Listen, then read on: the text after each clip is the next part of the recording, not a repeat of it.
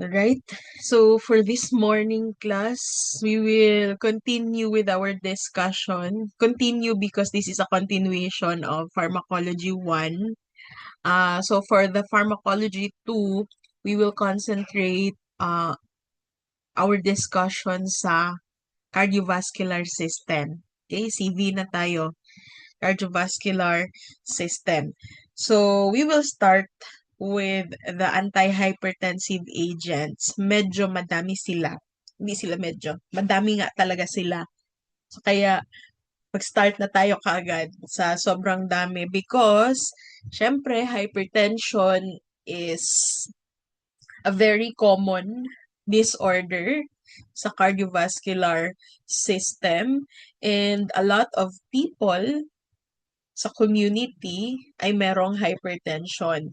So kapag ka mag-duty na kayo, mag-i-internship na kayo, you can really see there na aside from the over-the-counter drugs, yung pinakamabili talaga sa community ay yung mga tinatawag nilang maintenance drugs or maintenance medicine for hypertension. Okay? Kaya dito tayo magsa-start. So, at the end of the class, you are expected to define and describe what hypertension is. So, we will know the pathophysiology of hypertension. And then, we will also be learning the different drugs. We have to identify the drugs used to manage hypertension. And when I say identification of drugs, hindi lang yon hanggang ano yung mga drugs para sa hypertension. We will also be dealing and we will also be learning their mechanism of action, syempre, since that is pharmacology talaga, MOA, as well as their harmful effects in the body. Okay, so yun yung magiging takbo ng ating discussion. Actually, later magpapalit ako ng slide. Hindi ko tatapusin itong chapter 17. I will be going to discuss chapter 18 first before ako babalik sa chapter 17. Kasi chapter 18 is diuretic agents. Yun kasi yung ating first line drug for hypertension. So, it has a separate chapter sa book. Pero, since it's the first line, yun din yung una kong i-discuss. And then, balik tayo sa chapter 17 for the rest of the drugs used to manage hypertension. So, how do we define hypertension? What do you know about hypertension? Ano ba yung alam niyo sa hypertension? Aside sa it's the most common cardiovascular disease.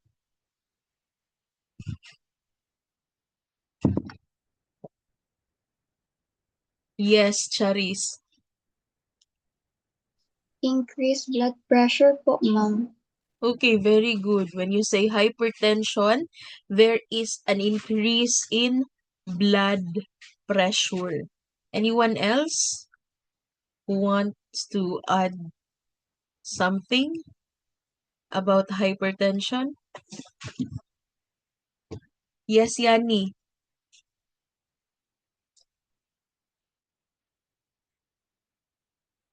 Wala si Yani? Saan na to siya?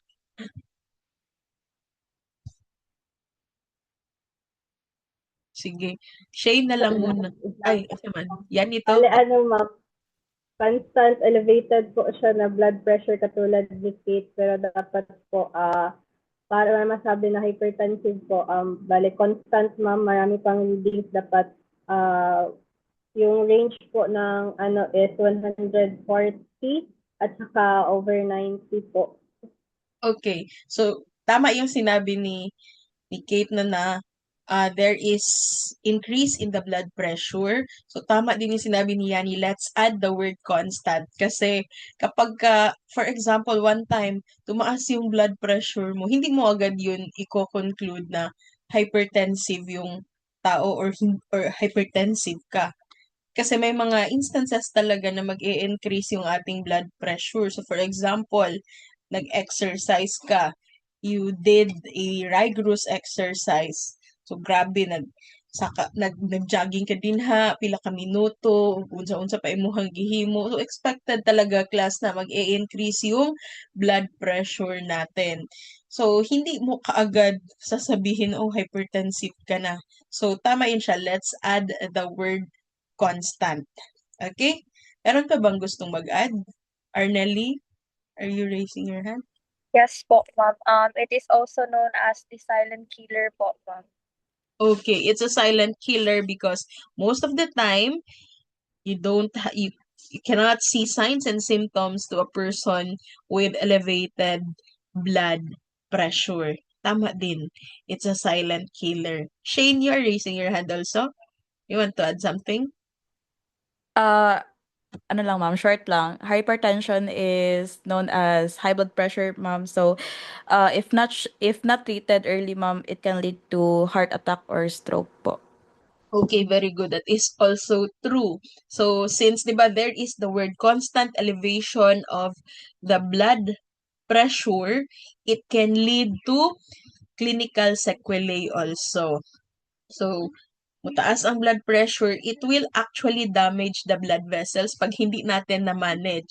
And yung mga blood vessels na yan, especially if they are located sa kidneys, sa heart, or sa brain, syempre maglilid yan siya into different conditions. If the damaged blood vessels are located sa kidneys, that may lead to renal failure. Okay?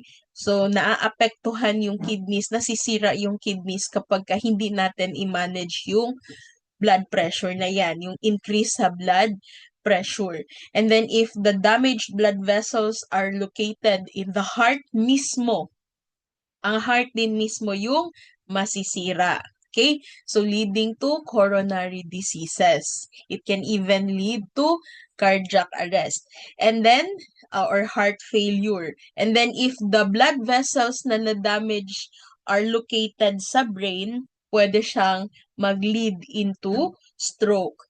So, kasi na-damage na yung blood vessels, blood cannot flow properly and nakukulangan ng oxygen yung brain. Kaya, pwedeng mag-experience ng stroke ang patient. So, it's a silent killer, again, because we cannot really see yung signs and symptoms, tapos elevated na pala, and then again, pag na-damage na yung blood vessels due to constant elevation, mauwi na siya into different conditions that are life-threatening. So, pwedeng ikamatay ng ating patients. Okay, so please take note of that. Now, how do we classify hypertension? This is how we classify it, ha? Siyempre, ano ba ginagamit to check the blood pressure? Anong tawag doon sa ating instrument? For ano? For blood pressure? Si pangalan na to. How do we call that? I believe kamong tanan nakatry na mo kuhaan og blood pressure kasi you have your PE exam. Yes, Novi.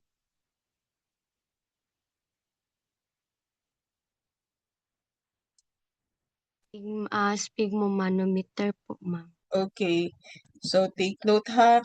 Yung ating instrument used to measure the blood pressure is called sphygmomanometer. Okay? Siyempre, with the aid of a stethoscope. But we have manual na sphygmomanometer and nowadays marami na tayong digital ones. Okay? So, sa blood pressure class, meron tayong dalawang numbers na makukuha. We have the systolic, yung nasa taas. Okay, for example, 110/80. Yung 110 dyan, we call that systolic.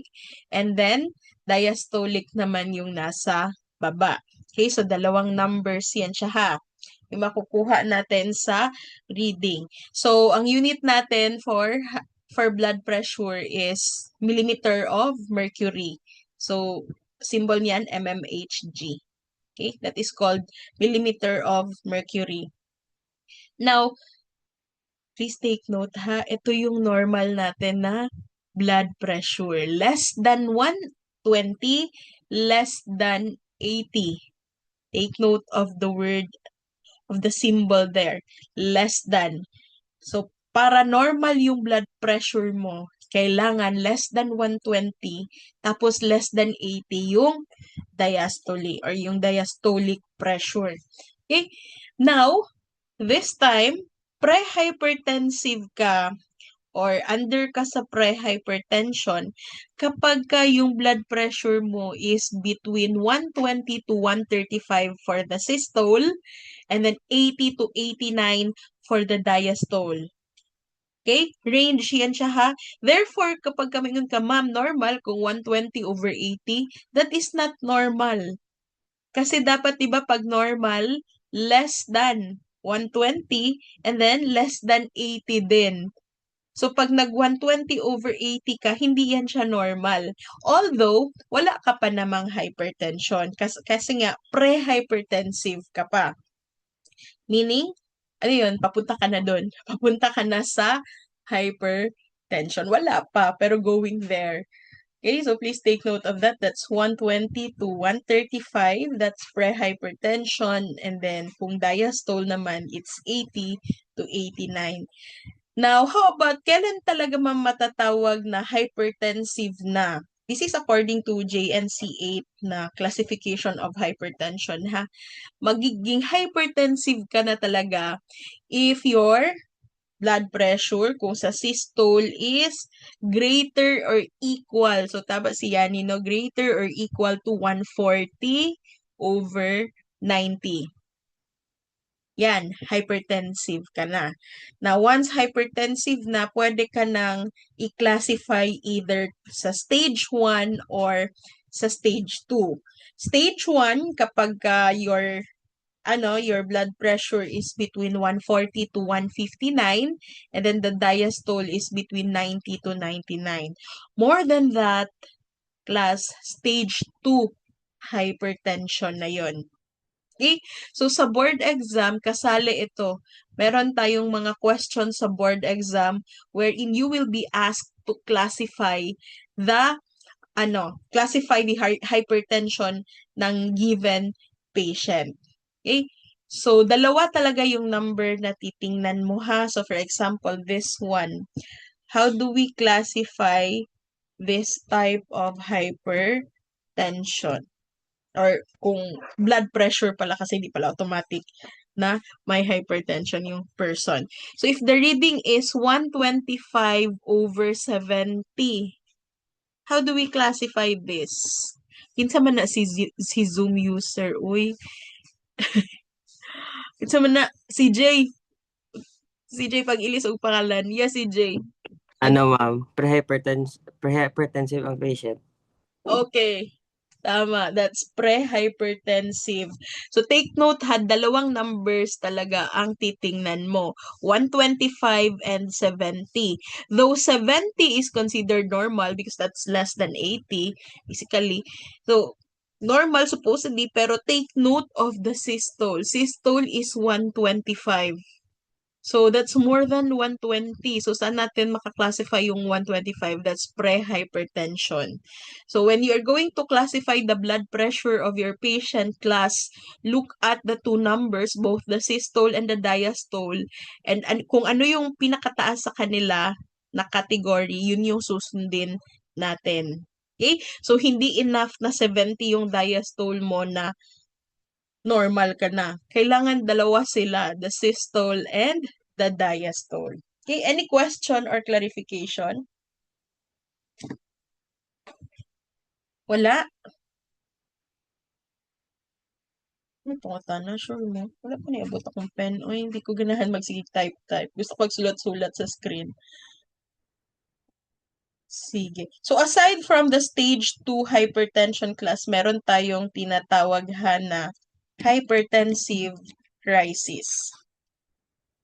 Kapag hypertensive crisis, yung blood pressure ng ating patient is, hindi ko pala siya masulat dito, pero lagyan nyo please, i-type ko na lang, hindi na lang symbol, kay murag, it's very lisod. Greater than or equal to 180 over 120. Yan yung blood pressure ng ating patient. Again, greater than or equal to 180 to 120. Basically, that will be under the stage 2, pero crisis na talaga siya. Meaning, we need to go to the emergency room na talaga for this one kapag ganun na kataas yung blood pressure ng ating patient. Now, we have two types of hypertensive crisis. We have hypertensive emergency, urgency muna. Hypertensive urgency, and HTN na lang ang isulat ko ha. And hypertensive emergency. Anyone who knows the difference between the urgency and the emergency? Two types yan ng hypertensive crisis ha. Yes, Eliza? Ang urgency, ma'am, kay wala pa siya organ damage, tapos ang emergency kay na siya organ damage. Okay, very good. So, pag urgency, mataas lang yung kanyang blood pressure. Itong greater than or equal to 180 over 120. Mataas lang ang blood pressure niya. Okay? Pero that is still a crisis ha. So, you really have to accompany your patient papuntang ER kasi masyadong mataas. Pero pag sinabi mo kasing hypertensive emergency, may kasama din, aside sa mataas masyado ang blood pressure ng ating patient, may kasama na siyang end organ damage or end organ failure. So ano ba yung mga organs na maapektuhan? Nasabi ko na siya kanina, pwedeng the kidneys, nagkaroon na ng kidney failure. Ano pa, Andre? Aside sa kidneys? Heart, ma'am. Okay, very good. The heart also. And Shaina, what's the other one? Brain po, ma'am. Okay, the brain. So, sila yung pwedeng maapektuhan sa sa ating masyadong mataas na blood pressure. So, ang tawag na dyan, hypertensive emergency. Okay? Sige. So, I think sabi ko kanina, no, I believe all of you has experienced the sphygmomanometer. And I don't know if you can still remember your blood pressure, but please try to categorize your blood pressure para alam natin kung normal pa ba yan or pumatong na kayo sa pre-hypertension kay sige tagpulaw. Unya aside sa pulaw ang lifestyle ang hypertension class is a lifestyle condition. So it will really be affected yung blood pressure natin will be affected on how we live our lives. If we are sedentary, labi nakaruno kay online, magsigira tagpungko, tay exercise nga taan tanan. Okay, tapos ang atong mga ginakaon pag yun. Nga jud ta. Okay? Sige, any question sa classification ng ating hypertension? Sige na may gusto ipangutana, just raise your hand ha, and I will be acknowledging you. So, mga nag-recite class, para di mo makalimut, isend dayon ninyo dito sa Schoology ha, kay mag-tally ko later pag kuman sa class. Ako na mag-tally kay wala tayong text card karon kay online man. Sige. So, positive risk factors for hypertension. They are not the cause ha. Hindi sila cause, but they are associated sa pagkakaroon ng hypertension. Okay? So, number 1, we have smoking. Naga-smoke ba mo? Ayaw ninyo siya sudli ha kasi mahirap. Nicotine is very addictive. And yung pharmacology 1, nag-lesson ako no? Si nicotine is a drug na wala talaga siyang clinical application. So, hindi siya magamit to treat a certain disease. Ang gamit lang talaga ng nicotine is a CNS stimulant. So, pampabuhi sa imuhang mga nerve cells, pampastimulate. Pero wala talaga siyang ginagamot na sakit. Okay? So instead, mahaba ang listahan ng harmful effects of nicotine in the body. And ang nangunguna sa listahan na yan is cardiovascular disorder. Most especially hypertension. Okay? So kapag bata ka pa nag-start ng pagsusmoke, whether it is cigarette smoking or yung mga electronic cigarette that contains nicotine class, ganun pa rin. It can still cause cardiovascular diseases. Naaapektuhan yung mga blood vessels because of the constant presence of nicotine in the body. Naapektuhan kasi yung blood vessels and nadadamage siya. It cannot accommodate the blood flow leading to an increase in the blood pressure. So hanggang magiging hypertensive na talaga yung person. So, as much as possible, wag nyo nang pasukin yung bisyo na yan. And if ever nakapasok na kayo, I hope one day maisipan yung mag-stop. Pero wag nyo namang i-stop agad kasi that will be the cause of problem mo sa health. Kapag kasi naging addict na ang isang person, pag-withdrawal symptoms yan pag bigla mong stinap. Okay? So, ang gagawin is gradual.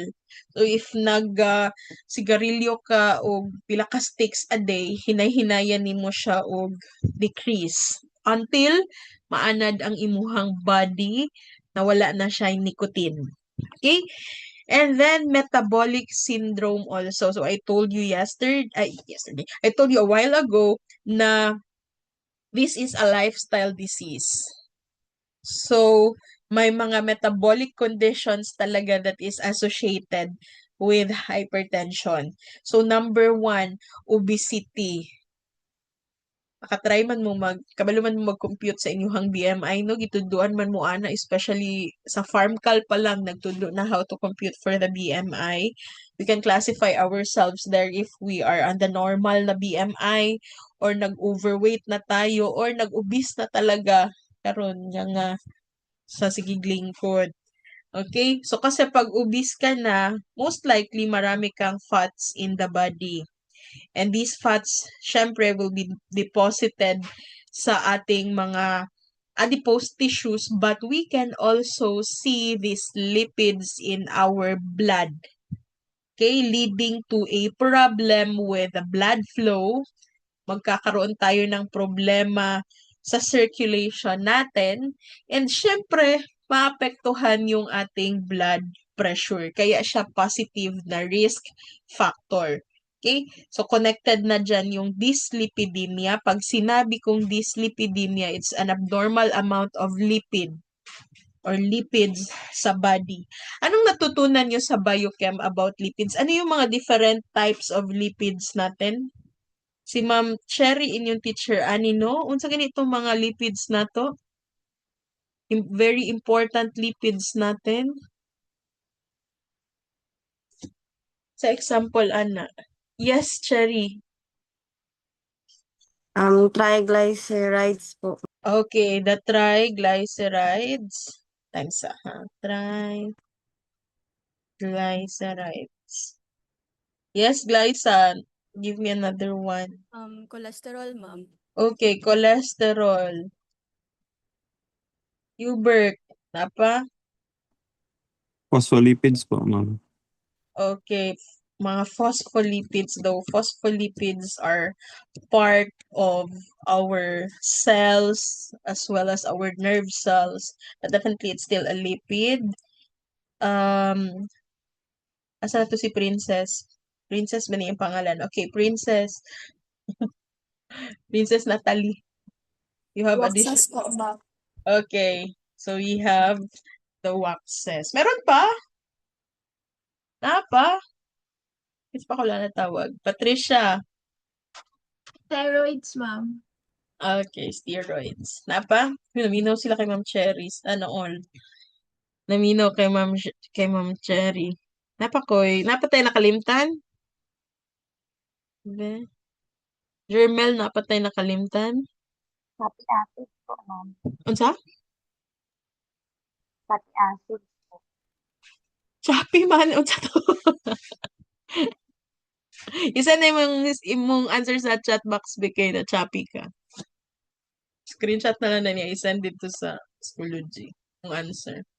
Sige, while waiting time sa saksak sa akong laptop kay murag lobat na. Kadjot lang. Siyempre mag-off tag video no. Nga naman. Siyempre nag-ilis lang ta sa taas, sa baba wa ta nag-ilis. Ay fatty acids, okay. Usa.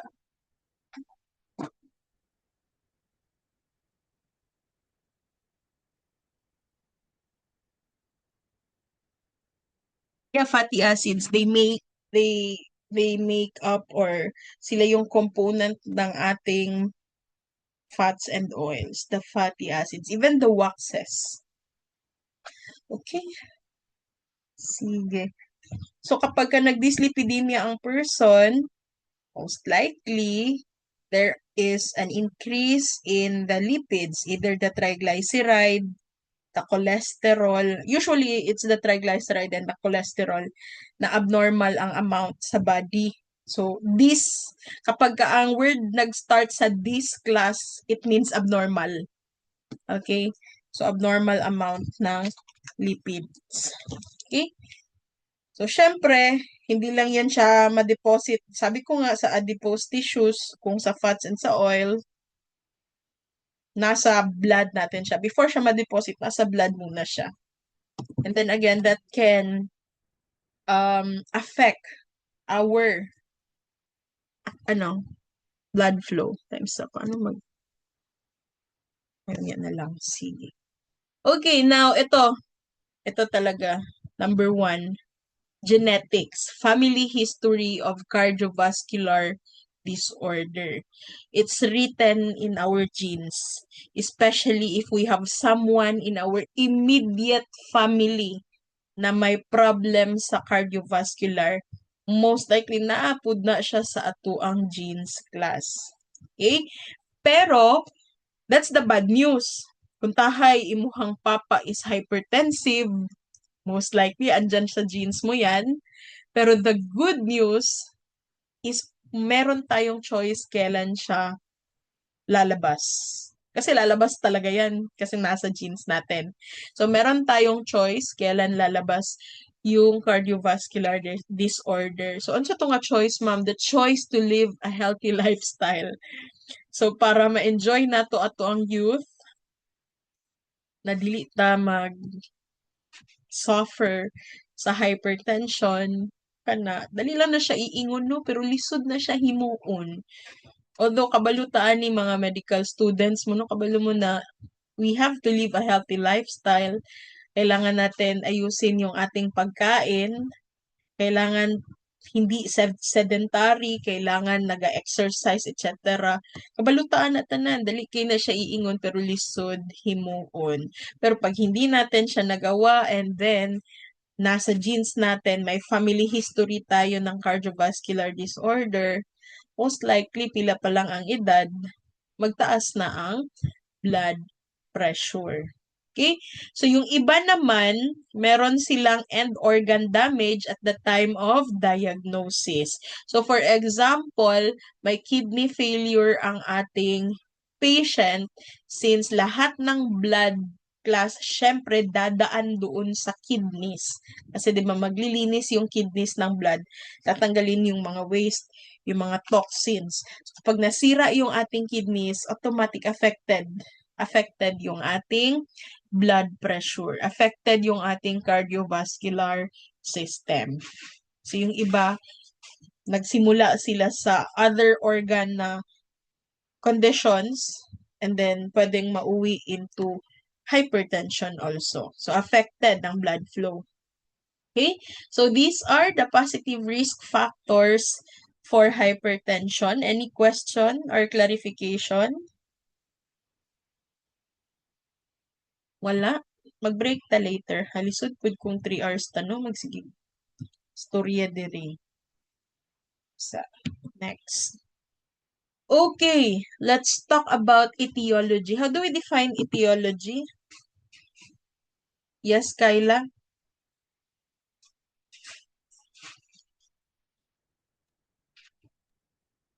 It is a cause or origin of a disease po, ma'am. Okay, very good. Please take note ha, ang meaning ng etiology. It's the study of the cause or the origin of a certain condition. So that includes symptoms, basta the condition, saan siya galing, ano yung kanyang cause, ano yung kanyang origin. So for the etiology of hypertension, we only have two. We have the so-called essential or primary hypertension. Ang problema natin with the primary hypertension, anong yung cause? Hindi natin alam. Okay, ang reason. Hindi natin alam ang origin niya. Though, meron tayong positive risk factors just like this one. Meron tayong mga nag-i-influence sa blood pressure natin, but hindi natin alam ang cause talaga. Bakit? Nag-increase, nag-elevate yung blood pressure. And then, please take note that most of the hypertension na cases natin all over the world under dito sa primary hypertension. We don't know the origin. Bakit tumaas ang blood pressure nila? Now, a little portion of our our cases for hypertension is under the secondary hypertension. Meaning, meron siyang specific na cause. May specific na cause siya. So, meaning, meron munang condition ang ating patient and yung condition na yan leads to the increase in the blood pressure. Unya, kay, pwede man mo mag-research din ha. So, kamo akong pangutan on what is Cushing syndrome? Lorraine, Sangga, how do you define that? General ulit. Tumor increase the, ma'am, sa cortisol hormone. Okay, so Cushing syndrome, class, is a condition wherein there is an increase also of the cortisol in the body. So, unsa gani ng cortisol, class?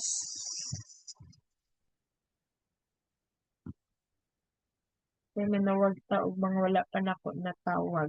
Ako wala natawag dire. Okay, Alexis, saan ng cortisol? Stress hormones po. Okay, that's the stress hormones. So, kapag nag-increase yung cortisol na yan, isa sa kanyang effect is yung mag-elevate ang blood pressure. Okay? So, in this case, alam natin kung ano yung cause ng elevation. It's the cortisol na nag-increase sa syndrome na yan. But aside from the increase in blood pressure, syempre marami pang ibang signs and symptoms itong Cushing syndrome. Magbilog ang nawong, red and round na face, tapos sa body, pwedeng mag-experience ng maraming bruising ang person, and kapag nagkakaroon ng sugat, mahirapan with the wound healing. Okay? And then, yung mga taong may Cushing syndrome din, usually may mga abnormal yan siya na mga hair growth. And then aside those are just examples of the effect ha. So, aside sa elevated na blood pressure. Okay? So, ano ba cause ng Cushing syndrome? So, pwede siyang, it's because of yung external na cause, like yung, prolonged na paggamit ng mga corticosteroids. Because cortisol is a corticosteroid, no?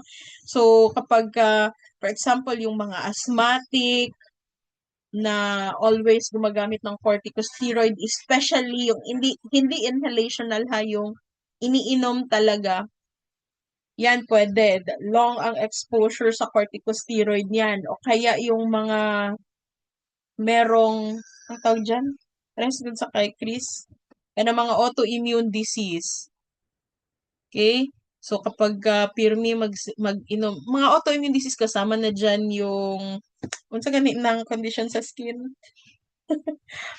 Unsa gani ng condition sa skin? Nakalimot na nun ko. Yes, Villaber? Psoriasis po, ma'am. Oh, psoriasis. Psoriasis is an autoimmune disease pero sa skin yan siya, no? Kapag ang person lang naman is prolonged din yung kanyang use sa corticosteroid, pwede siya. Meron siyang risk sa pagkakaroon ng Cushing syndrome. So, kapag hindi naman ata umiinom ng gamot, 'di ba? Yung may mga psoriasis kung wala naman silang like attack of the psoriasis. Kaya as much as possible, iniiwasan na ma-stress para hindi mag-flare up yung yung psoriasis. Yung si Chris, for example, marami kasi siyang autoimmune disease. So, daghan na. Kapag nag-take siya ng corticosteroid, pwede siya, hindi automatic ha, pero magtataas yung kanyang risk of having the Cushing syndrome. So, that is external. Pero pwede din kasing internal ang cause ng Cushing syndrome wherein yung body talaga ang may problema, meaning magsige jud siya og release og cortisol. So magsige siya buhat og cortisol, magsige siya produce ng cortisol kaya dumadami ang cortisol inside the body. So it may be due nganong nagsige man siya release, it may be due to the presence of tumor doon sa pituitary gland o kaya doon sa adrenal gland kaya nagka-Cushing syndrome or nagka-Cushing disease. May overproduction of the cortisol. Okay?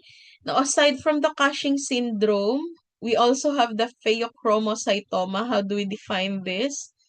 Yes, Lauren?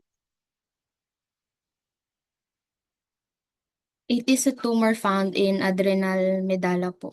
Okay, very good. So, sa pheochromocytoma, it is a condition wherein there is a tumor found in the adrenal medulla. The problem with that tumor nagre-release siya ng maraming norepinephrine and epinephrine. So, kung balikan ninyo ang PCOL1 natin, 'di ba si norepinephrine is our major neurotransmitter asa na siya major neurotransmitter? Ay, ang norepinephrine. Bitaw, basig nakalimutan ni sila na apil og tayog sa linog. Sa unsang system nato na major neurotransmitter ang norepinephrine. Ay, kinito. Uy, nakalimot na mo? Yes, Novem? Sa sympathetic nervous system, ma'am. Okay, very good. Sa sympathetic nervous system. And then if you can still remember, aside sa norepinephrine, we have epinephrine as a hormone, pero parehas sila ng receptor. So, kapag marami tayong masyadong norepi and epi in the body, syempre they can activate the alpha-1 receptors. And then, palihog kong review ba, di ba? Alpha-1 receptors are majorly located sa ating blood vessels. And once activated, it can cause constriction of the blood vessels. And syempre, pag nag-constrict, maliit yung dadaanan ng blood, that can lead to increase in the blood pressure. Okay? Kaya, kasama si pheochromocytoma doon sa secondary na hypertension. Again, the increase in the epi and norepi released by the tumor sa adrenal medulla will lead to the increase in the blood pressure also. Times side. Tapos ang i-admit tong mga na wala sa Zoom. Okay, and lastly, we have primary aldosteronism. I'll talk about that later. Later na class. We will really talk about aldosterone kasi it has really something to do with the regulation of the blood pressure. So kapag ka-elevated yung aldosterone mo, it will really lead to hypertension. Pero unya na ta mag-discuss unsa ng aldosterone. Okay, ang tawag kapag ka-elevated ang aldosterone is aldosteronism. So ito na 'yon. So we have here the adrenal gland located right above our kidneys. Ano ba ang trabaho ng adrenal gland? Ito yung trabaho niya. It's a gland. So, magre-release yan siya, ng mga hormones. But aside from the hormones, pwede siyang mag-release ng mga steroids. Okay? So, anong nire-release? Mineralocorticoids, the glucocorticoids, and our sex hormones. Unsa ganina atong sex hormones? Nakalimot na ni sila. Yes. Ano? Villiver? Villiver, oh yeah. Dopamine po ba, ma'am, or oxytocin? No, the oxytocin is our love hormones. So, iba yun sa sex hormones natin. Sige daw, Cassandra. Estrogen po, ma'am. Okay, sa mga babae, we have the estrogen. Unsa pa? Unsa pa? Wait lang, magtawag tabi. Itong mga wala pa na ako natawag. Aubrey. Testosterone po, ma'am. Okay, so para sa mga lalaki, testosterone. Na ba tayo nakalimtan? Angel? Progesterone po, ma'am. Okay, that is for the female. Okay? So, yan yung mga sex hormones natin. And kasama ang adrenal glands sa pag-produce niyan. Our sex hormones. But aside from the sex hormones, dito tayo mag-concentrate sa mineralocorticoids and the glucocorticoids. From the name themselves, class, steroids na sila ha. Steroids. Okay? Corticoids, glucocorticoids, mineralocorticoids. So, mga steroids. How do we know if a substance is a steroid? Again, how do we know if a substance is a steroid? Anong meron?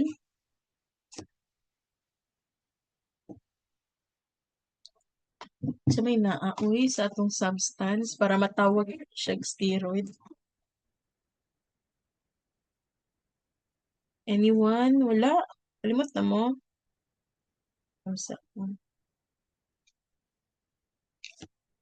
Yes, Cassandra? It is made up of cholesterol po, ma'am. Cholesterol? Cholesterol is a steroid also. So, hindi talaga siya like it is made up of a cholesterol ha. I mean, parehas kasi silang steroid. Parehas ang cholesterol is a steroid. These corticoids are also steroids. Yes, Hazel? Kung may 4 fused rings po siya, ma'am. Okay, tama na siya. May 4 fused rings siya. Si tawag na to atong 4 fused ring? Yes, Aubrey? Steroid nucleus po, ma'am. Steroid nucleus. Let us be specific. Anong tawag natin doon, Ivy? Cyclopentanoperhydrofen. Okay. So, tama to siya, the steroid na nucleus. To be specific, that's the CPPP nucleus. Pero tama din yun. This is a 4-fused ring. Okay? So, saan na siya? Cyclopentanoperhydropenanthrin. Dugtong na tanan ha. Ito yung nasa mga steroids natin. Pag nakita natin yan siya sa sa structure, automatic that substance is considered a steroid. Okay? So do not forget that ha. Kalimut na mo. Sige. Now we have 2 types of corticosteroids. Corticosteroids siya ha. Pero dalawang types yan. Mineralocorticoids and glucocorticoids. From the name itself, mineralocorticoid, ito yung mga steroids natin sa body that regulates our minerals also. Para ma-simplify. Nire-regulate yung mga minerals natin. So, example dyan yung sodium. Yan yung trabaho nila. And the very specific example of a mineralocorticoid is the aldosterone. So, saan yan siya napoproduce? Doon mismo sa adrenal gland. Specifically sa adrenal cortex. Okay? So, yan yung specific example of mineralocorticoids. Yung glucocorticoids kasi, from the name itself, glucocorticoid, ito yung nagre-regulate class ng metabolism. So, most especially yung mga glucose metabolism, ganun yung trabaho nila. And ito yung mga common natin na nakikita ng mga corticosteroids like mga prednisone, mga hydrocortisone, yun mga glucocorticoids yun sila. So, their activity is more on the metabolism regulation sa body. Yung mineralocorticoids is the regulation of the amount of the minerals, especially sodium in the body. So kapag ganito sa adrenal gland natin, masyadong maraming nire-release na aldosterone, we call it primary aldosteronism. Ang mangyayari, there will be increased sodium and water reabsorption. So take note of the word reabsorption, ma-reabsorb ang sodium and water. So, asa na siya ma-reabsorb? Siyempre, sa kidneys. Okay?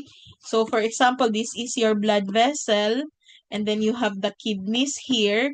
So, supposedly, nagfi-filter na yung kidneys ng blood, and itong mga water and sodium na ito are due for excretion na supposedly. Mapupunta na dapat sila sa ihi natin, sa urinary bladder na dapat sila papunta para i-excrete na natin sila sa body. Pero meron tayong aldosterone na ang trabaho, i-reabsorb, meaning from the kidneys, ibabalik si sodium and si water dito class sa blood natin. So, sa blood vessel. Ito, nakakalisuda po sa walay pen. Okay? So, again, ang trabaho niya, ibabalik si sodium as well as si water sa blood vessels. Please remember, class, kung nasaan si sodium, susunod si water. That is called osmosis. Okay? Sodium is an osmotically active na substance na kung saan siya pupunta, sasama sa kanya si water. Di ba yun naman ang definition ng osmosis? Movement ng ating solvent. Or in this case, water kasi our solvent naman is usually water. So magmo-move yan siya from a region of low solute concentration to high solute concentration. So kaya susunod siya kay sodium. Kay kung asa si sodium daghan, musunod siya, muadto siya dito. Mahimo magudto siya high solute na region pag asa si sodium magtapo. So kung naa siya sa blood, ang blood will be considered a region of high solute concentration. So, mag-move si water kung saan man siya galing. So, anong mangyayari kung mag-move si water dyan?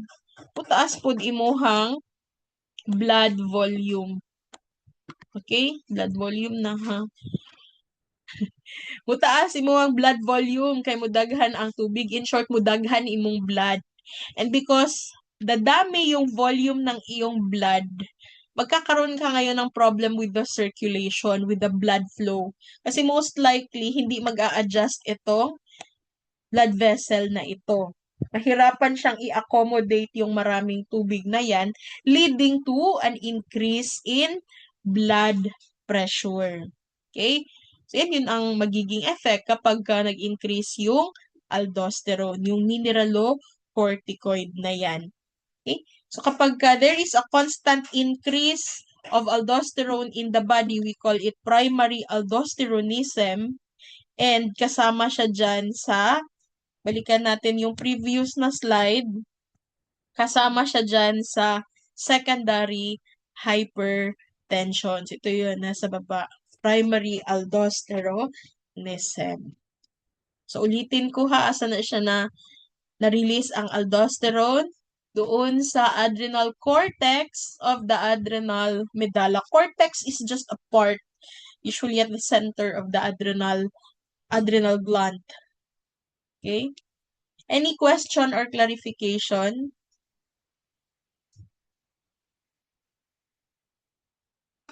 Pangutana mo ha kung wala mo nakasabot. Para atong usabon.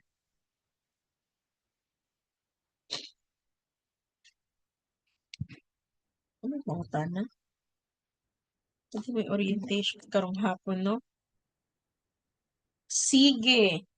So, how do we regulate our blood pressure? Actually, may equation tayo para hindi tayo nagko-compute ha. Meron lang tayong equation. So, sa equation, nakikita natin kung ano yung mga bagay na nagko-contribute sa blood pressure natin. So, ito yung tinatawag na hydraulic equation. And makikita natin dyan, yung blood pressure natin is a product of the cardiac output and the peripheral vascular resistance. So, dalawa. Again, yung blood pressure natin is a product of our cardiac output and our peripheral vascular resistance.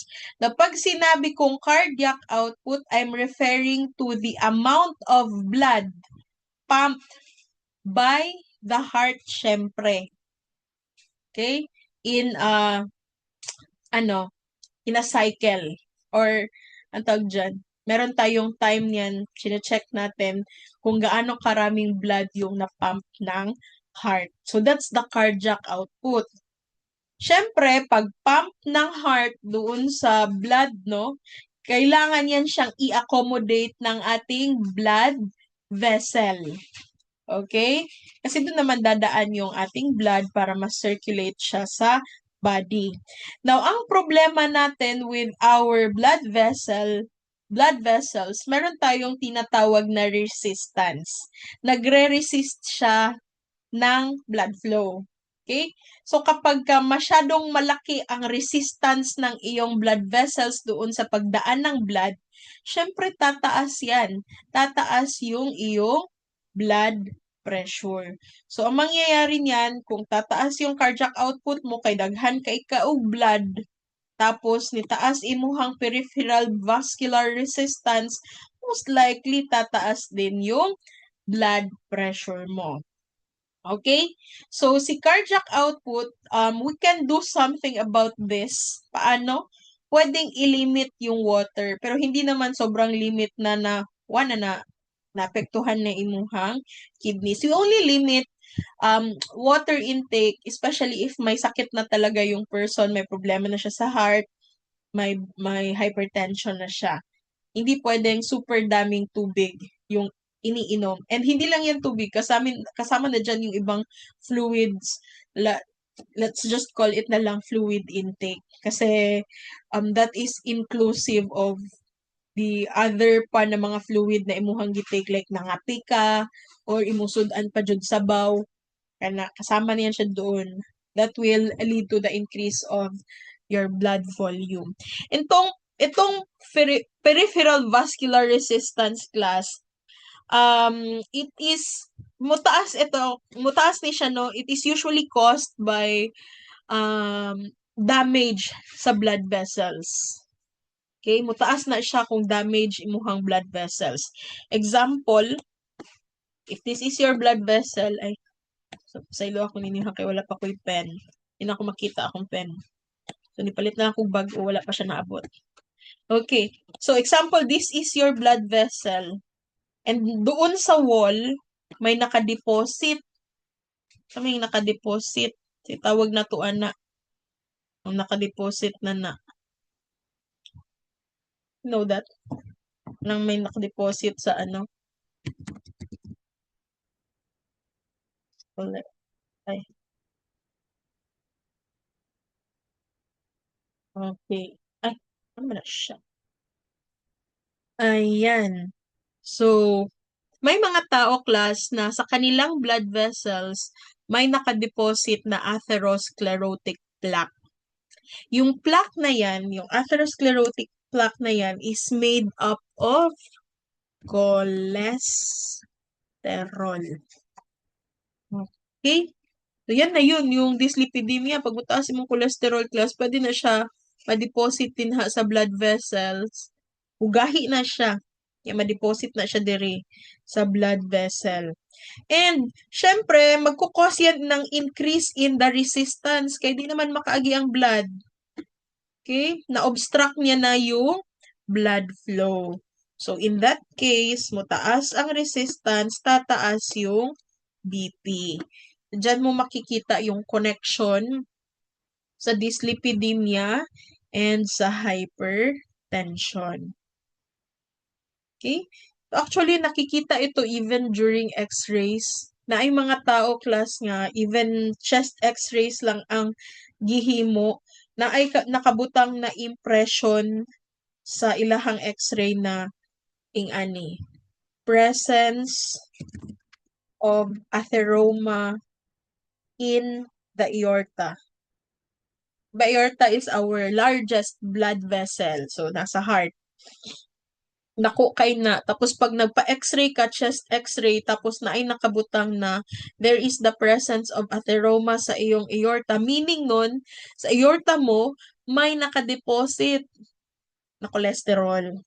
Okay, may nakadeposit na plaque, atherosclerotic plaque. And that will cause obstruction sa blood flow. So, tataas yung peripheral vascular resistance leading to the increase in the blood pressure. So, I hope that is clear, class. Kaya, hypertension will always be a lifestyle disease. Nadali lang iingon, pero lisod himuon. Any question or clarification? Mata na mo, huwag mo kasabot. Magngangataan ni. Mas lisod raman ng Picol 2 kaysa sa Picol 1. So, paningkamot ha, kay para wala tayo mag-ulit next year. Apoy kayo magsigig ulit-ulit, class. Sige. So, aside from the cardiac output and peripheral vascular resistance, these 1, 2, 3, 4. These 4 chemicals or system or kung ano pa yan, anong tawag dyan, part of the body. These 4 can also affect our blood pressure. So, number 1, meron tayong tinatawag na mga vasoactive substances in the body. Ano ito sila ha? Mga endogenous. Pag sinabi ko yung word na endogenous, class, it means yung body mismo ang nagpo-produce. Okay, inside, endogenous. So, si endothelin and si nitric oxide, puro siya gina-release sa atuang body. Okay? Kaya lang, baliktad yan sila ng ginagawa. Kapag marami kang endothelin, it can lead to constriction of the blood vessel. So, syempre, pag nag-constrict yung blood vessels natin, lumiliit siya, liliit din ang daanan ng blood, tataas yung resistance niyan. So, kung tataas ang resistance, mataas ang BP. Okay? If that is the case, pag you have a lot of endothelin. Pero if it is nitric oxide, this is for vasodilation. So, ang gagawin naman ni nitric oxide, papalakihin yung blood vessels para malaki din yung daanan ng blood natin. Pag malaki yung blood vessel, bababa yung resistance. So, bababa yung peripheral vascular resistance and that will also lead to a decrease in the blood pressure. Okay? So, yung body natin, syempre, kung wala ka mang condition, binabalance yan. Binabalance yung amount of endothelin and yung nitric oxide para hindi tataas yung blood pressure. Depende siya sa need ng ating body. That's the time mapoproduce yung mga endothelin na yan. Okay? And then, the renin-angiotensin-aldosterone system also influences our blood pressure. Pero sa end na ako mag-discuss nito ha. I have discussed already the aldosterone na it is a mineralocorticoid produced by our adrenal gland and it regulates sodium to be specific. Tapos meron siyang effect doon sa blood pressure. Pero next time, I'll talk about renin as well as angiotensin. It's a system in the body and it regulates the blood pressure. Okay? So, dito na ako mag-discuss, Ani, kapag mag-discuss na tayo ng drugs. Mag-discuss ako ng drugs. Remember, ACE inhibitors. Ano meaning sa ACE? Angiotensin converting enzyme inhibitor. So, ano yan siya? It has something to do with the blood pressure. And then, syempre, kidneys has also, and our kidneys have influence also sa ating blood pressure. Magre-respond kasi yung kidneys kapag mababa yung blood pressure natin. So, meron siyang ability to increase it. I-increase yung blood pressure. Okay, kasi remember, lahat ng blood dumadaan sa kidneys. Siya yung naglilinis dyan. Pinifilter yung mga kailangang itapon na. Okay? Yung mga waste materials class, yan, pinifilter yan siya ng ating kidney. So, kapag nasira yung kidneys natin, hindi nalilinisan ng maayos yung blood, maapektuhan yung blood flow din pag nasira yung kidneys. Okay? So, pwede siya mag-lead into hypertension. And then, we'll talk about the postural baroreflex.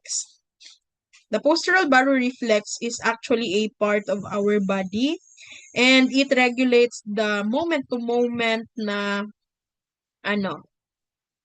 moment-to-moment changes sa blood pressure. Okay, so that's the next slide.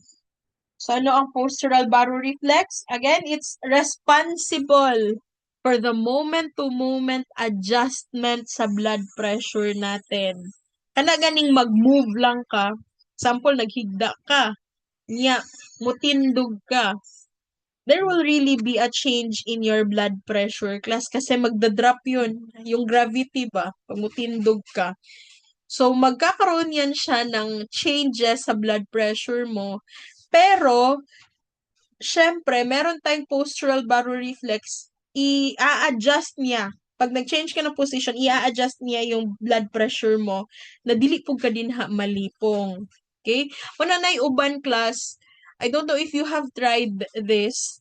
Nakana ganing nagpungko niya nikalitog tindog niya murag malipong kano mo ito ang imuhang pananaw.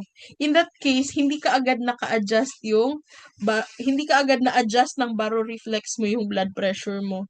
Kaya mura kag malipong pag naakay changes. So it's the work of the postural baroreflex. And saan yan siya nakikita? Sa carotid sinus. Yung baroreflex na yan. Nakikita yan siya sa carotid na sinus natin, sa carotid artery. And ano yan siya, may mga cells siya na very sensitive especially sa ato ang mga movements. And then pag na-sense niya na nag-move ka, i-a-adjust niya yung blood pressure. So para hindi siya tumaas and hindi siya magda-drop. Kasi either of the two malipong jug ka. Okay? Muna class nga kita ninyo sa mga movies pag naon imong liog, malipong jug ka class, no? Kay maapektuhan ang imuhang baroreflex dinha, di maka-adjust sa imuhang blood pressure. So that is a very sensitive part of the body and maupod na siya ang ginaingon nga kanang sila ug mukaon daw ka og mga mantikaon. Diba meron silang putok-batok na tinatawag kasi nasa batok talaga natin yan, yung carotid artery na yan. And again, sabi ko nga it's very sensitive to our blood pressure. Kaya pagkakain ka ng mga mamantikain class, syempre mapupunta yan siya sa blood. Yung mga fats na yan mapupunta sa blood. And your blood will become, kung sa density pa, tataas yung kanyang density, your blood will become heavier na mahihirapan ngayon mag-accommodate yung iyong blood pressure for the blood flow. So mag-i-increase ang blood pressure niyan. And during that time, the baroreflex will be working. Kaya magpitik-pitik imuhang batok tapos magsakit na siya. Okay? Kasi nga, nag-try siya og adjust sa imuhang blood pressure. Okay? So, yan yung ginagawa ng postural baroreflex. Okay? Dito tayo mag-e-end. Muna kay mag-break syempre. So meron tayong renal response to decrease in our BP. Take note, si baroreflex is for the moment-to-moment adjustment sa blood pressure. So konting galaw mo, i-adjust ni baroreflex yung iyong blood pressure, may kinain ka na something, mag-a-adjust si postural baroreflex. Pero, pag sinabi nating long-term regulation of the blood pressure, it's the responsibility of our kidneys. So, kapag ka nasira yung kidneys mo, grabe din ang effect nun sa blood pressure. And ano yung meron sa kidneys? It's the renin-angiotensin-aldosterone system. Yan yung nag-work dyan sa kidneys and yan yung nag-regulate sa blood pressure. But we'll talk about that kapag ka nag-discuss na tayo ng drugs. So far, sa ngayon, tandaan niyo muna na si kidneys is on the long term na regulation and then si postural baroreflex yung moment-to-moment na adjustment sa blood pressure. Okay, so it's 10:30. Let's have our break. Time sa i-pause natin ang ating record. Okay, so yung mga questions na yan, that is now one of our work as a pharmacist. We really need to educate the community about the proper use of drugs, and that includes management of the side effects, the adverse drug effects, manage natin. So, kung may suspected tayo na adverse drug events, we can actually record that, but we will always advise our patients to consult their physician before mag-stop na mag-inom o tambal. Okay, so let's talk about antihypertensive agents. I will give you first the outline, the list of our agents, and then we are going to discuss them one by one. Okay, so our first line drug for hypertension is actually yung mga diuretics natin. Ito yung sinabi ko kanina na if someone has cardiovascular disease, we don't increase their fluid intake. Instead, we limit it. And what we are going to do is we are going to try na malabas sa body yung kanilang mga excess fluid. So that is to to reduce the blood volume. So how do we try to get rid of that excess fluid inside? We give diuretics, pampaihi. Okay? So this lower blood pressure by depleting the body of sodium. Siyempre, sabi ko kanina, kung nasaan si sodium, susunod si water. So as we deplete the sodium, we also deplete water in the body, thereby reducing the blood volume. So once blood volume is decreased, then it can also decrease the BP. Now, aside from the diuretics, we also have our sympathoplegic agents. Actually, we are done with this. We discussed this under the sympathetic and the parasympathetic nervous system. So the action of these drugs has something to do with the action also of norepinephrine and epinephrine doon sa mga receptors nila. And then once they either activate or antagonize their receptors, then we can lower the blood pressure.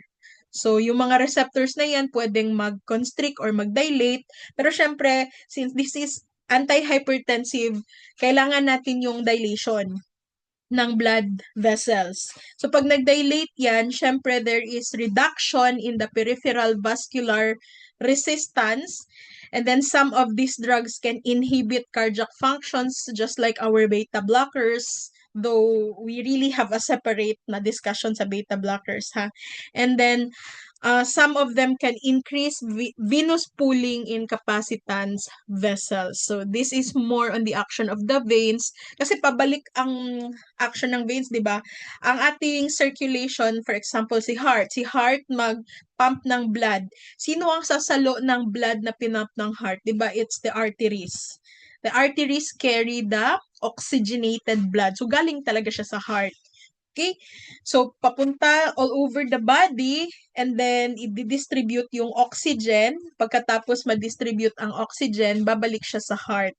So, this time, ano na siya? Deoxygenated blood na siya and it will be carried by the veins. Ang problema kasi yung sa veins, kailangan din kasi na kaya niya. So, meron siyang capacity to accommodate that deoxygenated blood back to the heart. And then most of the organs nasa baba kasi ng heart natin. Kaya it's the flow is against the gravity.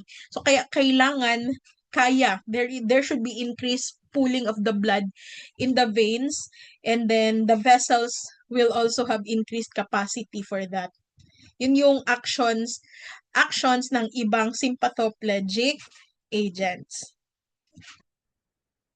Now, we also have direct vasodilators na their action from the name direct, their action has nothing to do with the receptors like mga alpha and mga beta, but diretso talaga sa blood vessels. Okay? So kapag diretso yung kanilang action sa blood vessels, they have the ability to relax it. It's a smooth muscle, so they have the ability to relax it. Thereby, ano mangyayari kung nag-relax ang blood vessels? Magdadilate siya. So, pag nag-dilate, magdi-decrease ang resistance. So, mag-i-increase yung capacity to accommodate blood flow. And in that case, syempre, bababa yung ating blood pressure. And then lastly, we will have our discussion on the agents that block the production or action of angiotensin. So, itong mga drugs na ito, their actions are on the kidneys. Okay? So, sa kidneys, kasali na dyan, syempre, kasi dadaan sa kidneys lahat ng blood, no? So, may mga blood vessels involved dyan. Kasama dyan sa action nila yung pag-reduce sa peripheral vascular resistance. Okay? Now, ano yung malaking problema natin sa hypertension? Most of the time, hypertension comes with other diseases. So, meron mga concomitant. Pag sinabi kong concomitant, meron siyang kasabay na mga conditions. Yun yung talagang malaking problema natin with hypertension. So, ito yung mga recommended na mga drugs sa mga patients with hypertension and at the same time, merong ibang sakit. So, we have here high coronary disease risk, yung risk for problems with the blood vessels like risk sa pagkakaroon ng atherosclerotic plaque kasi mataas yung cholesterol level. Ganun yun, dito yan siya magsa-start.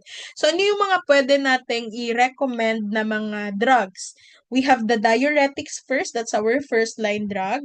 And then we can also use beta blockers, the ACE inhibitors. Yung beta blockers yung nag-end sa olol. Yung ACE inhibitors yung nag-end sa pril. Okay? Captopril. And then we have calcium channel blockers also. Can easily identify them because of their ending sa name. So, si calcium channel blockers naman, we have the dipins. Okay? Amlodipine, for example. Yan yung mga pwede nating gamitin kung may high risk for coronary disease. Now, how about for patients na may hypertension with diabetes? We may use diuretics and then as you can see, class na wala si beta blockers. Actually, nan-mention ko na ito sa inyo, no? Si beta blockers can mask the hypoglycemia caused by other anti-diabetic na drugs. So, kaya nag-iingat tayo kasi mas delikado yung hypoglycemia kaysa sa hyperglycemia. And pag na-mask kasi yon ng ating beta blockers, hindi natin kaagad nakikita na ay nag-suffer na pala sa hypoglycemia atong patient. Kalit na lang siya kalipong dinha. Ang problema kung namatay jud atong pasyente. Kaya hindi siya recommended. Nawala siya dyan sa listahan. But we can use ACE inhibitors, ARBs, and calcium channel blockers. For patients with recurrent stroke, di ba kanang kapila na stroke, anong ginagamit natin? We have diuretics as well as ACE inhibitors. Ito kasing beta blockers, syempre no, magpahina ba yan niya siya o gano, trabaho sa heart. So, hihina ang pumping, may bababa yung cardiac output, tapos stroke ang pinag-uusapan natin. Ang problema natin sa stroke, 'di ba, nakukulangan ng oxygen ang brain. Tapos pag bibigyan natin ng beta blockers, mo slow down ang tanan, musamot nawala na siya oxygen, no? Mo na nga nawala siya din sa listahan na sa recommendation sa mga na-ay recurrent stroke, as well as the ARBs, the angiotensin receptor blockers. Discuss ko yan ha kung kung mag-discuss na talaga tayo ng ARBs, as well as yung mga calcium channel blockers natin. Kasi may effect din yan sila sa heart eh. Okay? Yung functioning ng heart. And then for heart failure, we can use a lot of drugs, no? Diuretics, beta blockers, ACE inhibitors, the ARBs, and the aldosterone receptor antagonist. Ano wala dyan? Calcium channel blockers. Nagkukos kasi ng heart block itong calcium channel blockers. So we don't really use yung mga amlodipine, yan, mga dipines natin para sa mga na heart failure. But we can use that sa mga na hypertension as long as wala lang silang heart failure. I'll talk about aldosterone receptor antagonist also later, if kaya pa ng time. And then, previous myocardial infarction. So, yung mga nakasurvive na patients natin. Ano yung binibigay? Beta blockers and ACE inhibitors as well as the aldosterone receptor antagonist. And for chronic renal disease, inato sige hatagan og diuretics kay mosamot og kaguba ilahang kidneys ani. So, what are we going to give the patient? The ACE inhibitors. ACE inhibitors have protective ability sa kidneys and the ARBs also. ARBs yung mga sartans natin ha, angiotensin receptor blockers. Mga sartans. Okay? So, let's talk about them one by one. Let's start with the drugs that alter the sodium and water balance. Ito yung mga diuretics natin. Kanina ko pa ito sinasabi, this is our first line drug for hypertension. So, ito talaga ang una dapat na binibigay sa patient kapag ka first time mong na-diagnose ng hypertension. First line siya, pero actually kung sa practice na hindi natin ito ginagawa. A lot of our patients diagnosed with hypertension, hindi talaga sila nagre-receive ng diuretics. But theoretically, this is the first line. So this can lower the blood pressure by 10 to 15 millimeters of mercury in most patients by pahion ang patient. Okay, since nagaihi ang patient, we get rid of the excess water in the body and anong mangyayari dyan? Bababa yung blood volume. So kapag ka bumaba yung blood volume, magde-decrease ang preload. Pag sinabi kong preload class, di ba from the vein, babalik yung dugo sa heart. Okay? That's the preload. Pag bumalik na siya sa heart. So kung gaano karami yung blood na pumasok sa heart, yun yung preload. Now, since bumaba yung volume, syempre, bababa ang preload. And since bumaba yung amount of blood na nag-enter sa heart during that certain time, bababa din ang cardiac output. Okay? And since bababa yung blood volume, yung cardiac output, pwede ding bumaba yung peripheral resistance natin. Okay? So, by the way, meron tayong another equation this time. This is for the cardiac output ha, kasi yung kanina that is for the blood pressure. Si blood pressure is influenced by the cardiac output and the peripheral vascular resistance. But for cardiac output alone, it is influenced by the stroke volume and the heart rate. So, may kaibahan nila. Wait lang ha. Mag-annotate ta. Sige. Pag sinabi mong heart rate, saan na siya? How do we define heart rate?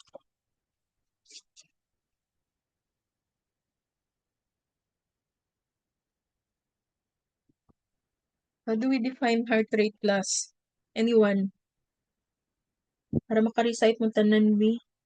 Kay kapoy maghuna-huna kung wala ninyo nahuman inyong recitation. Yes, Kyla. How many times your heart beats per minute po, ma'am? Okay, so that is the speed at which your heart beat. What is our normal class na heart rate? Yes, Lauren? 60 to 100 BPM po. Okay, times sa anong N man na. Okay, so this is 60 to 100 beats per minute. That's the normal. So, the speed of your heart, kung kapila siya nag-beat. Okay? So, meron tayong time dito ha. Usually, it's per minute. Now, this time, let's define the cardiac output and the stroke volume. SB na lang ako ibutang ha. Sige daw, kay pwede man mo mag-research din ha. Sa may definition sa cardiac output? Yes, lady. Yung amount po ng blood na ginapump po ng heart per 1 minute po. Okay. Ay, unsa ba kung pangutan na SB or CO? CO? CO po. Ay, CO. Sige. Sulat na to. Amount. May gitamad ang person. Amount na ha. Amount of blood pump in 1 minute. Or a certain time ha. So, usually minute ato ang ginaano. Pero pwede po siya lahi nga time. Pero usually, 1 minute na. Now, how about yung ating SB, stroke volume? Yes, Madeline? Amount po ng blood pumped by the heart with each beat po, ma'am. Okay.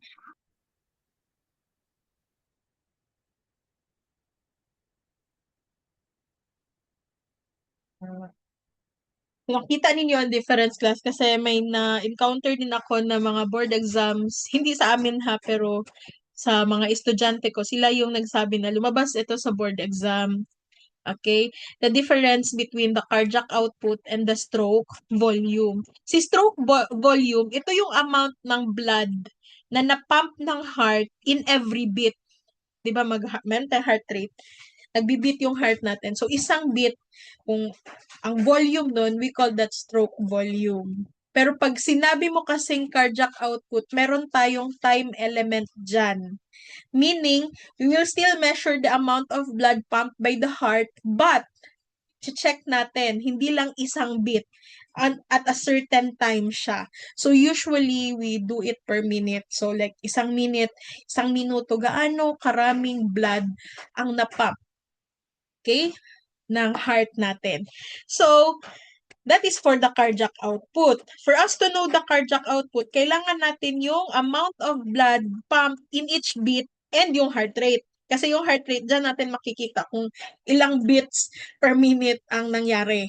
Okay? So, i-multiply yan, you will get the cardiac output. Now, syempre, we need to have increased cardiac output to deliver more oxygen in the body. However, ang problema niyan, kung may hypertension ng patient, hindi pwedeng sobra-sobra ang cardiac output na marami masyadong blood ang na-pump ng heart natin kay dili siya kaya sa atong blood vessel. So, pwede siya mag-increase ng blood pressure. Okay? So, anong action ng ating diuretics? Pampaihi. So, definitely we will be talking about urine here.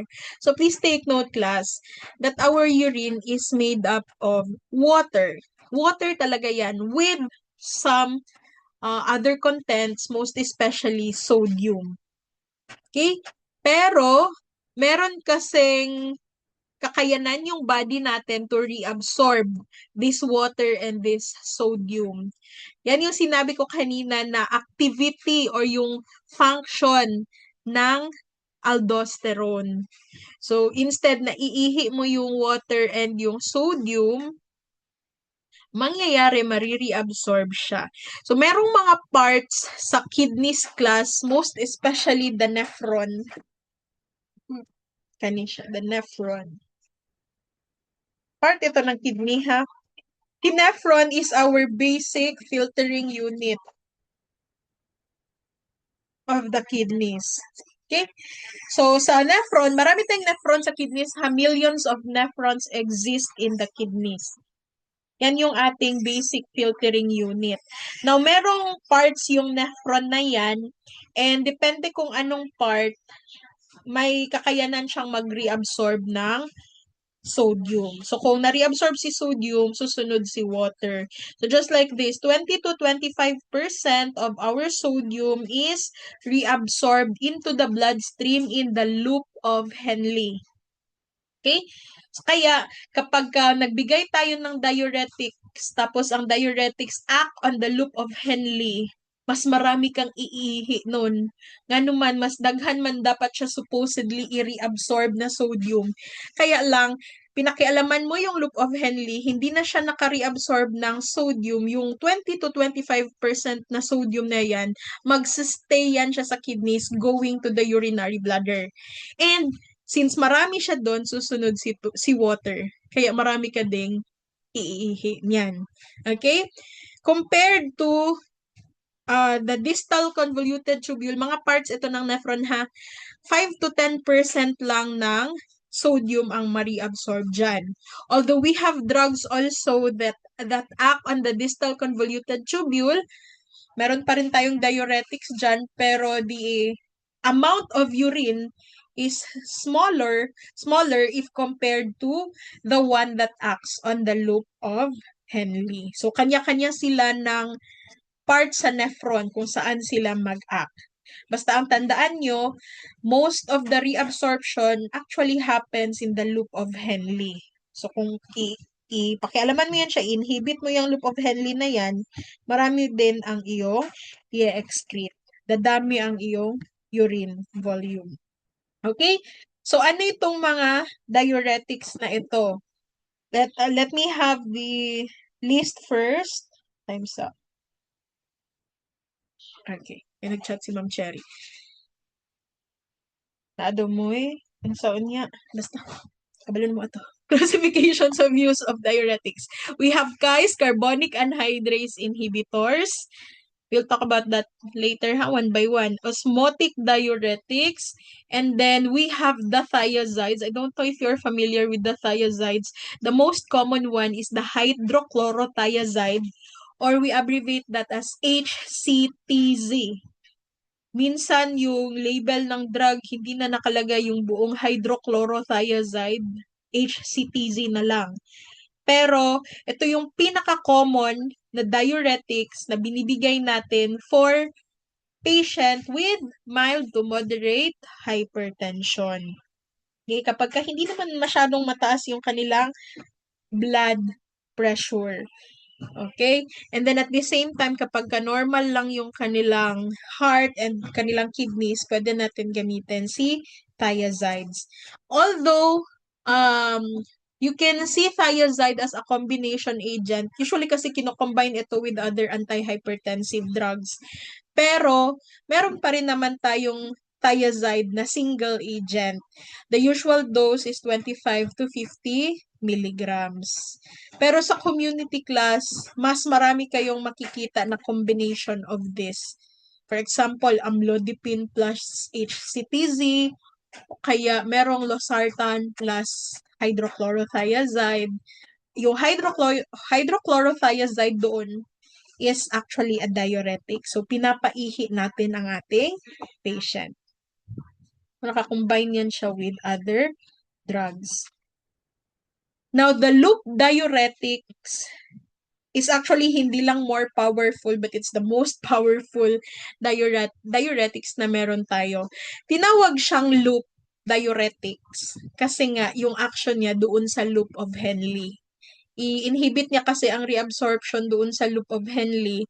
So, yung 20 to 25% of your total sodium na nasa kidneys, hindi mo siya marireabsorb, instead ma-excrete mo siya. So, mapupunta siya sa urinary bladder, and then, syempre, susunod si water. So, dadami yung iyong ihi. Okay? Kaya, loop diuretics are considered the highest ceiling diuretics na meron tayo. Highest ceiling meaning yan yung may pinakamalaking volume ng ihi na pwede mong i-excrete. Okay? So, kailan natin siya gamitin? Syempre, kapag severe yung hypertension ng ating patients. And actually, we can also use this one for people with problems sa kidneys. Okay?